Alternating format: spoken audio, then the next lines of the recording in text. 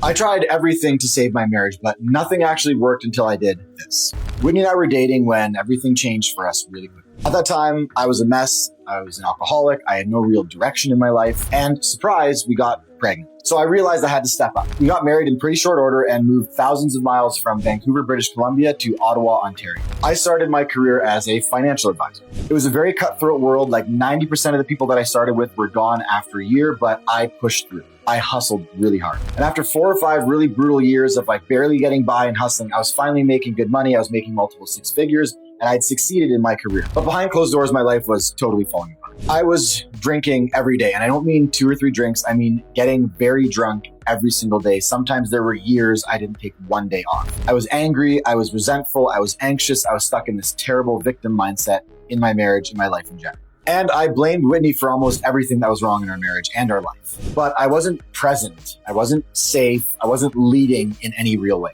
And not long after our second beautiful child, our daughter, was born, Whitney told me she just couldn't do it anymore. After years of fighting and disconnect, she moved back to Vancouver with the kids. We weren't officially separated at that point, and I eventually joined her in Vancouver. And for like the next year, we just continued to fight and be pretty miserable together while I tried to rebuild my business on the other side of it.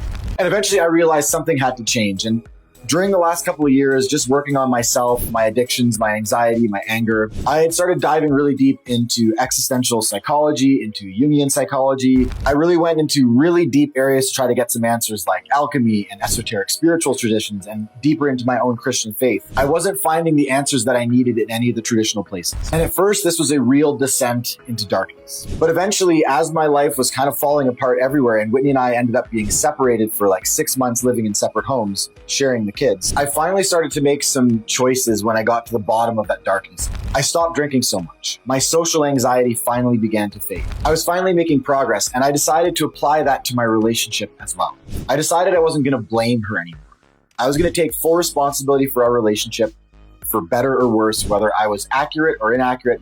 I was going to take radical responsibility for what was happening in our relationship dynamic. So when we got together to discuss potentially getting back together, I was very transparent. I focused on what I had done wrong in the relationship and where I had not shown up as the man that she deserved and that my kids deserved. And slowly something incredible began to happen. We didn't just get back to a decent relationship where we weren't fighting all the time, which is really all I was aiming at. We got to this incredible place. We got to this incredible depth.